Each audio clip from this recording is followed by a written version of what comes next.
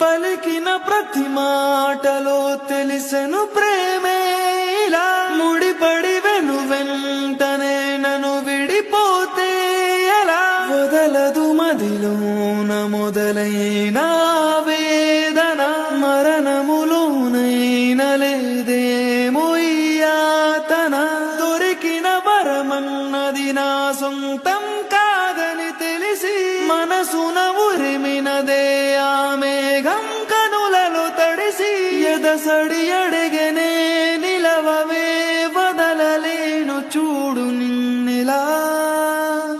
ఒక క్షణమే పద పద